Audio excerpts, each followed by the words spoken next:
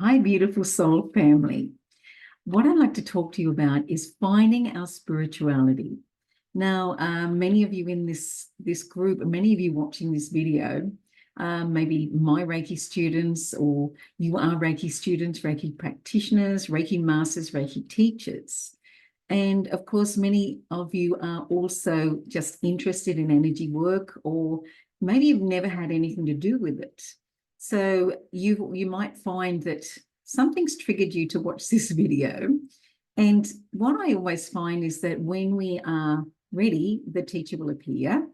And what that means is that you get on a journey, and it's really about searching for your connection to your inner self, your soul. Now, Reiki itself is a wonderful tool to do that. However, in our Western world, we've just been taught that Reiki is a method of hands-on healing.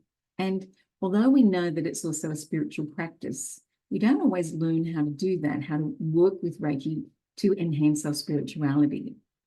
And so over a weekend, it's really difficult for a teacher to be able to bestow all that knowledge and wisdom and that thirst for your spiritual connection. And certainly Reiki is something that's mystical and magical, because on the physical level, when we're doing physical healings on people, sometimes miracles happen. I know myself, when I first did Reiki in 1998, when I came home from my weekend away, on my week away actually, my knees had been swollen for 3 years. When I was running fitness centres, I had chondromalacia patella, iliotibial band syndrome, inflamed fat pads, and patella tendonitis.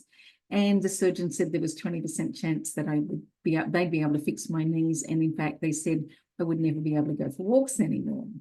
So I had a Reiki book fall out of a bookshelf. And when I read the back of it, it said something about healing, and it reminded me of a book that I'd read 5 years ago through a series of synchronicities, and someone telling me I needed to read the Celestine Prophecy at a fitness convention at Jupiter's Casino. So it was, as soon as I read it, I went, this is what they were talking about. Physician, heal myself. Maybe I'm going to need to go away and learn how to do this as well, so I can heal myself. And on the journey back on the plane, I had heat rising up my spine, which later I realized was a partial Kundalini rising. And it stopped at one area in my back where I'd had a scoliosis and a lot of pain, which since then I've never had any more problems. When I came home, I put my hands on my knees for 20 minutes and I went to bed. And the next day I got up and the swelling pain was gone after 3 years. And I remember going, oh my God, this is not my imagination. This is reality. This is real. And many of you out there will have had all sorts of different mystical, magical experiences when you're doing Reiki on yourself or Reiki with others. I've healed my bone cancer with Reiki. I've done treatments on people with cervical cancer, and they have their hysterectomy 2 weeks later, and it's just gone out of their body. And I know lots of you have got the same sort of stories to tell. So that can make us feel that real inkling of we are connected to the divine, the mystical, the magical, the spiritual. But often we don't really know where to go from there. Now, when we look at the teachings of Macrae Usui, the founder of Usui Reiki Ryoho, Usui Shiki Reiki Ryoho, and the system of Reiki healing, we can find that he's left some hints for us to get back on that spiritual path.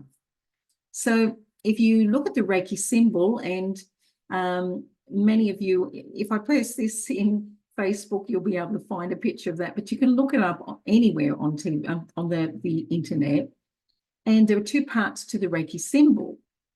Now, the top part actually represents pulling in the energies from the universe, from the heavens. So it's the energy of heavens. The bottom part of that symbol represents drawing up energy from Mother Earth. And it really is, when you put those 2 things together, it's heaven and earth, man in the middle. And this is where we get universal life force energy from, because we're working with the energies of the cosmos and Mother Earth herself. Now, often when people are on their spiritual journey, they feel like they're supposed to be up in their third eye and their crown chakras. But let me tell you, the deeper rooted you are, the more grounded you are, the higher you can go. So we need to be in these physical bodies, which is why we're in these human forms. If we didn't need to be, if we wanted to just live in that spiritual nature, there'd be no need for us to be here. We're in these human bodies so that we can overcome the obstacles that these human lives bring us. So we don't want to negate the physical body. And that's why the hands-on healing part of it is really good, because if we can just be centered and grounded and work to clear away blocked energy in our aura, in our chakras and our meridians, and in every cell in our body, once we start to clear away those blockages, everything comes back into balance, and the rivers of chi flow through us, the rivers of ki flow through us, and we find that we can get epiphanies, we can get healing mentally, physically, emotionally, and spiritually through laying on of hands on the physical body. Now, that's one aspect. So for many of you that have done more training and work and realize now that we've got so much information from the Japanese part of Reiki, rather than just the Western story, one of the techniques is gasho or gaso, and that is prayer position. It's bringing together those two hands. So one of those hands represents the physical, and the other hand represents the spiritual. And we bring them together and we sit with that for a moment, and we are now intending that every part of that energy from heaven and earth, from above and below, from within and without, are joining together so that we can start to feel that energy flowing in our hands before we move to the next part of the 3 pillars of Reiki. So I want to just talk a little bit more about that, how we can incorporate our Reiki and really start to focus on the spiritual nature. Now, even if you've never done any Reiki or any energy work, and you've simply just stumbled by my video, what you'll find is, I just think everything happens in divine timing. And so we can still use the principles of Reiki to inspire ourselves, to grow our soul and connect more with our own spiritual nature. So think about the 3 levels of Reiki. So the first level, level 1, Reiki level 1, is really all about the physical body. It's hands-on healing, and it's about being grounded and centered and really connecting to the energies of earth and the human body. And when we get to level 2, we learn those symbols. And when we learn those symbols, the first symbol, of course, is about, it's a power symbol. So again, it's to magnify and really concentrate the energy into a certain area when we're doing that treatment. Then we have the mental emotional healing symbol that can connect us more deeply to those chakra energy centers as well, but more deeply into mental emotional aspects of an illness or a problem or somebody's emotional trauma. And quite often you'll find once you start using those symbols, you might be working with a client and you'll just get this knowing, or it will trigger something in them that will allow a healing release on the mental emotional level. And of course, the third of those symbols that we learn in Reiki, level 2, is the distance healing symbol. And that again is to transcend time and space, so we can send healing energy to others that are not fully present with us. So again, all of these things open us up to the mystical, the magical, the spiritual connection. And knowing that, we learn it in our Western world more as techniques rather than thinking beyond that, because the truth is that once we get into taking the steps on that path of spirituality, we have this thirst for knowledge. And you can't learn all of that in 1 weekend or 2 weekends or 3 weekends. And as I say quite often to my master students, when you get to the master level, it's like getting your black belt, because I've got a black belt in Taekwondo. Now, getting to a black belt does not mean you know everything. It means you are now proficient in the basics. And what I have found for myself is once I got to the master level, my real hunger for knowledge and thirst for experiences on that spiritual plane really started to grow. And I started to feel like I've fitted in my life. And the third level, Reiki master level, And in some systems, they have the master and the teacher level as two separate things. I believe in empowering people so that they've got all their tools so that they can then empower others. But each system, each person will probably put their own slant on that and make it their own on some level. Traditionally, there were the 3 levels. And of course, in Japan, there were 6 levels, but their level 5 and 6 was equivalent to our level 1. Their level 2 and 3 was equivalent to our level 2, and their level 1 and 2. Sorry, their 3 and 4 was our level 2. Their 1 and 2 was equivalent to our level 3, our master level. And so when we look at the master level, we are then given the final symbol, the 4th symbol. And for those that have done their master's training, I want you to remember what that symbol really means. It's great beaming light. And so our Reiki is really about stepping us up in each of those levels till we get to the master symbol. So we really start to focus on the spiritual nature of Reiki and start to own the fact that we are part of that great beaming light and that light flows through every one of us. Now, we can also look at Reiki and think about the whole journey of Macrae Asui, who climbed that mountain and had the mystical experience that opened the door for him to start to transcend the duality and look beyond that duality. And so it's amazing when we start to think about what else is there, because we get stuck sometimes thinking this is all there is. Reiki is just this Western medicine or hands-on healing method that goes well with all sorts of other things, but there is that other spiritual nature. And so the second part of reaching for your spirituality is to look at some of those clues that Macrae Asui left for us. And those clues can be found in the Reiki precepts. Now, the precepts are principles, and they're just guidelines for how we should be living our lives. Probably similar, you might think, to the 10 Commandments, but there's no religion. It's just a guideline. And of course, Macrae Asui took those precepts or principles from the major emperor at the moment or at the time. And what he came up with is those 5 guidelines. And if we look at them, they can really give us a little clue into how we can connect more with our own spirit, our soul, and start to grow ourselves. So the first symbol, just for today, and this means, particularly in the Japanese style, just for today means in every moment of this day. Just for today, I let go of anger.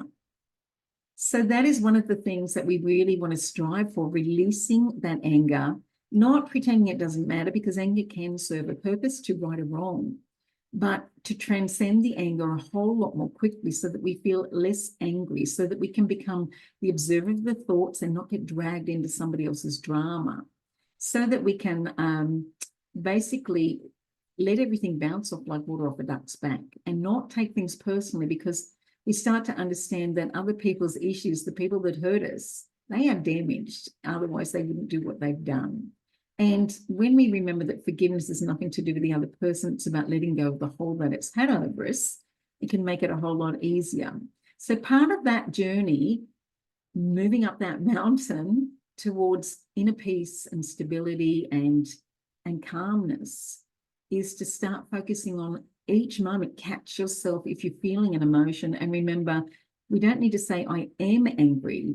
We can start to think, I am doing anger. And when we are doing something, then we have control over it, rather than feeling like this anger is who we are. It's not our identity. It's just an expression of an emotion that's coming up for us. When somebody triggers us, then our question is to ask ourselves, what is it within me that's been triggered? So one step at a time, work on anger as your first level of going up that mountain to your spirituality. So the second precept is, just for today, I let go of worry. Now remember, we have over 60,000 thoughts a day, and the majority of those thoughts are rehashing the past, worrying about the future. And when we are in a state of worry, we are not fully present. Yet the present moment is our point of personal power. This is where we hold the power to change the future. Remember, anger is usually about something from the past, something that's happened. And worry is about something about the future, something that could happen. So we worry, what if this and what if that? And so when we let go of that, we can become aware that those thoughts are coming through us, but we are not our thoughts. And we can start to come right back into that physical body and use it as a foundation to root us in the present moment, and generally start with the breath. Now, one of the things I give my clients, my hypnosis clients, when they're feeling anxious is to do some 3-5 breathing. And I'll tell them to breathe in for the count of 3 and out for the count of 5, like a deep sigh. Do this for several minutes. And as you do this, you'll find that it starts to trigger that parasympathetic nervous system in the brain and starts to send that message to calm right down. So the breathing will bring us into the body. And that is one of the first things that we can do when we're worried. Then we can also think, what's the likelihood of this actually happening? And when we look at all the things we've overcome in the past, we know that 99% of those things we worried about never, ever happened anyway. And then we can think of worst case scenario, best case scenario. Most likely it's going to be somewhere in the middle. The middle path on every tradition appears to be the way to go, whether that is through Buddhism or whether that is just looking how we look at our lives and seeing that the middle path generally means that it's not going to be as bad as we thought, and maybe it's not going to be as good as we thought either, but it will be somewhere in the middle. And the last part of letting go of that worry really can be just understanding that whatever happens, we can deal with it. So, worrying and confidence doesn't mean we know nothing's bad's going to happen. It just means we know no matter what happens, we'll deal with it with all the resources we've already been given through this lifetime. So the first precept, let go of anger just for today, in this moment, in each moment. Be aware of those emotions rising up and then let them flow back down again. Second precept, just for today, choose to let go of that worry. Become the observer and ask, that's an interesting thought. And just become aware of it so that you are the thinker of the thoughts, not the thoughts themselves. Then we have the third precept, just for today, I count my many blessings. So, of course, that is about focusing on gratitude. Now, for those that know me, I love working with vibrational frequency and the work of David Hawkins, who talks about every emotion having a frequency. And let me tell you, sometimes the emotion of anger is a higher emotion than grief or sadness or shame. So that might be a step you're taking somebody up to let them feel that anger before they actually heal it and then can come back down to calmness. But gratitude on the scale of consciousness is right up there with love. Love is on about 500 out of 1,000. Enlightenment is anywhere between 700 and 1,000. And gratitude's about 540. And so if we can continually focus on what it is we are grateful for in this moment, it can really just let all the worries and cares start just melt away, because gratitude is one of the keys to finding happiness and joy in our lives. So focusing on gratitude is like a key that opens a door that starts to let you see what you were grateful for that you've already got rather than what you don't have. Now, remember, the subconscious mind doesn't really understand the word don't. So if we're constantly saying, I don't want this and I don't want that, the subconscious mind is only focusing on the subject that you're talking about. So it will hear, I want this, I want that. So focus on what you do want, not what you don't want. Focus on gratitude. Give thanks for all the gifts that you've already been given, a roof over your head, food on your plate, somebody that cares for you, the ability to stand in the sunshine and feel that wind on your face. So that is the next key on that pathway to transcending the humanity of the pain and the suffering. So the next precept or principle is just for today. I do my work honestly, or I do my work diligently. And again, we can really just think that work is not just going to work and how you earn your living, making sure that it's a moral way and you're not murdering anybody or killing whales or anything, but it's about your spiritual work as well. So when you set out to do your meditation, do your meditation, do the work. So just for today, whatever you do, do the best you can with what you've got under the circumstance, with whatever resources are available to you. Do your best, do your work honestly, diligently, and be fully present as you do that so that you can make every moment count. So the final precept is just for today. I'll be kind to my neighbour and every living thing.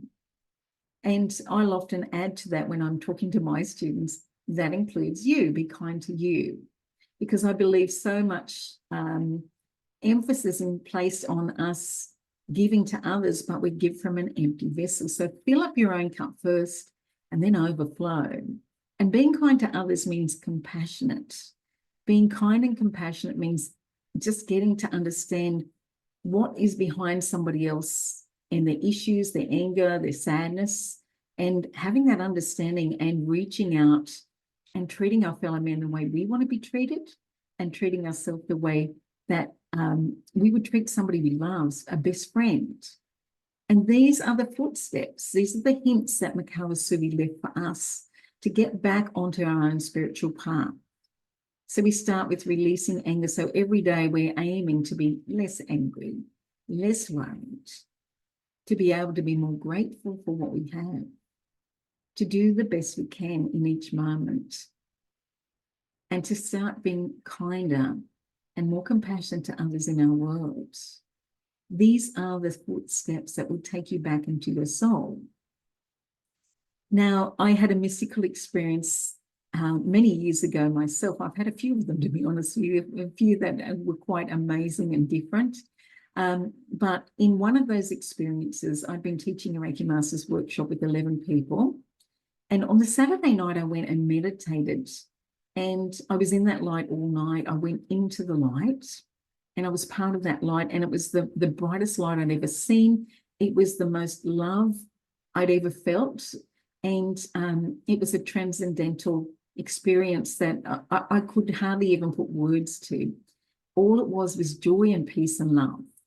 Now, in that place in the light, I could see these other little balls of light, and I knew they were other people's souls. It was just like little Christmas lights. But I then became the observer of the thoughts. And I remember looking and thinking, oh my God, that light is shining through them. It's part of them. How can they feel like they're less than perfect when that is their true nature? They are part of it. It is part of them. Wait a minute, if they are, so am I. How can any of us feel less than perfect, less than enough, when this is our true nature? That we've come into this human form to face different obstacles and challenges so that we can overcome them and always come back to our heart, to our center. And I had that same mystical experience many years later. And let me tell you, my life has not been easy. I've had a daughter with addictions for 30 years. I've raised a 21-year-old grandson. I'm now raising an almost 7-year-old granddaughter. So there's been a lot of challenges, and I've had breast cancer twice. The first time I had the lump removed, and 6 or 7 months later, I ended up with bone cancer. I use Reiki, self-hypnosis, meditation, and nutrition and vitamins to get rid of that bone cancer, even though they said it can't be done.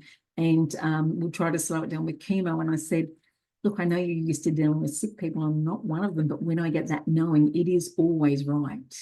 And he said, are you prepared to live with the consequences if you come back in 6 months and it's through your skeleton? I said, yeah, I am, because that knowing is always right. And I know I'm going to be fine. I'll get rid of this myself. And that was after I'd had another mystical experience, which I'm going to tell you about in a moment. And the second time I had breast cancer, I had a double mastectomy and reconstruction. And that was in 2014. I think I had the op in 15, the start of 15. And I had this reconstruction. I was cut from one side to another, and they just moved those bits up. And the only painkillers I had were Panadol. And part of that is because I did meditation, I used Reiki, I used self-hypnosis, and I just stayed in that state of being centered, grounded, and that state of grace and gratitude. Now, I also hypnotized the psych student and got rid of his post-traumatic stress in 5 minutes, and hypnotized the cleaning lady and helped her to stop smoking.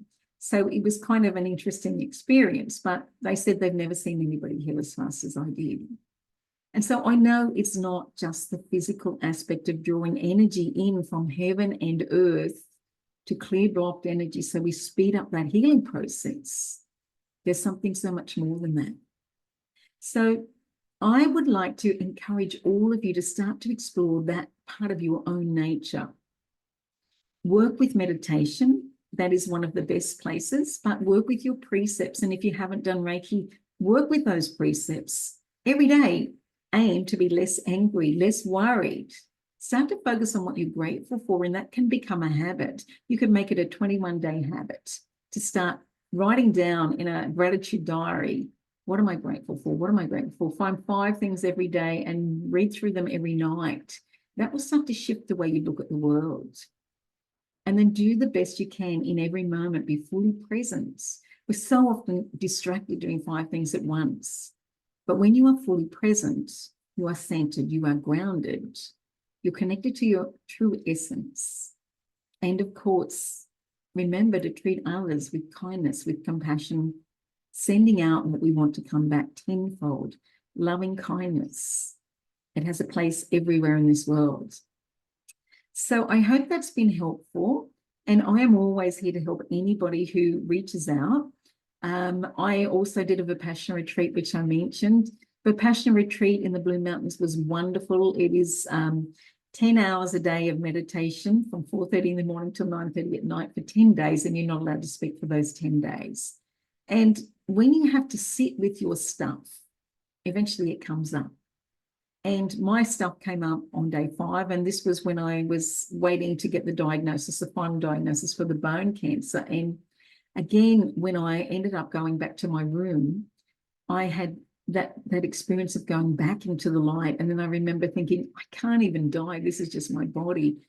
And then the next part of that was, wait a minute, I've got no fear.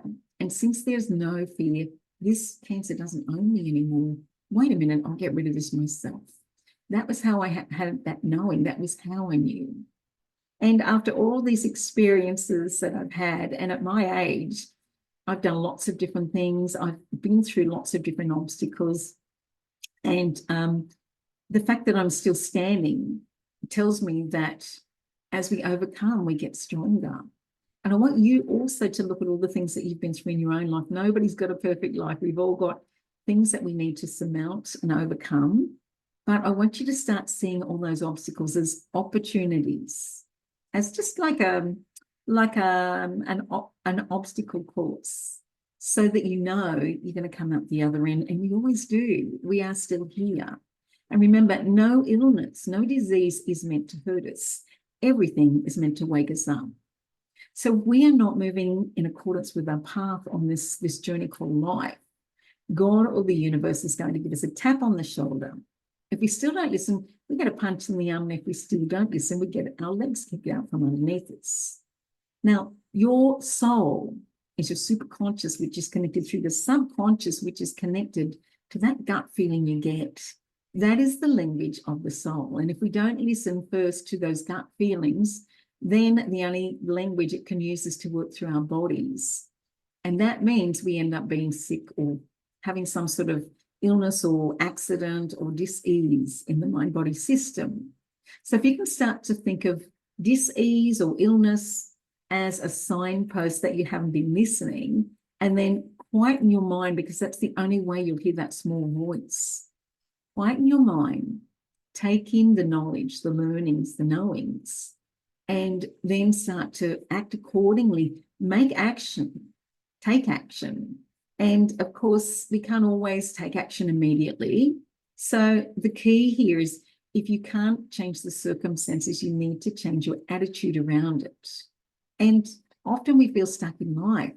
And it's just a shift in our consciousness that can make us go from woe is me to wow is me. And I just made that up. So I hope you guys are having a wonderful day, a wonderful evening, a wonderful night.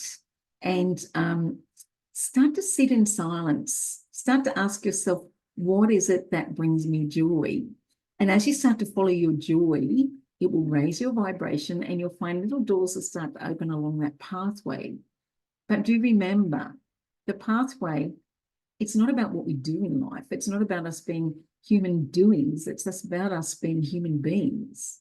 And so it's not what we actually do as a profession that is really what we come in for in our purpose. Our purpose in each lifetime is really to express or to find that inner nature, that we are the great beaming light, and let it shine through us in everything that we do.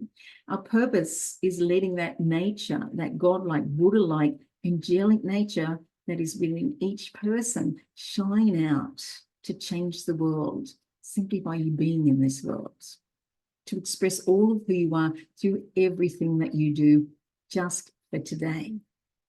So thank you, everyone. And if you've got any questions, please feel free to contact me. You can find me on my website, carolmacrae.com.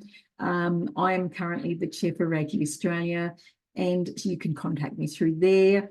You can message me if you're watching this video on Facebook or Instagram or any of the social media networks. You can find me on YouTube, and I'll pop my phone number there as well. And I'm always here. I just think we're all in this together. And our journey in this lifetime is to lift everyone up. There's no competition. It's all cooperation. So we rise others up, and then we rise everyone up as we do this. Because one happy person that we work with, whether that's on a physical healing or through our words, because Reiki works through every part of it. It's not just through these hands. Reiki is your light. Reiki is the great beaming light, the Daikoumio. It is that essence that flows through us, the heaven and the earth becoming one with us, so that we can share with the world and make it a better place. So thank you, everyone. Namaste, my friends.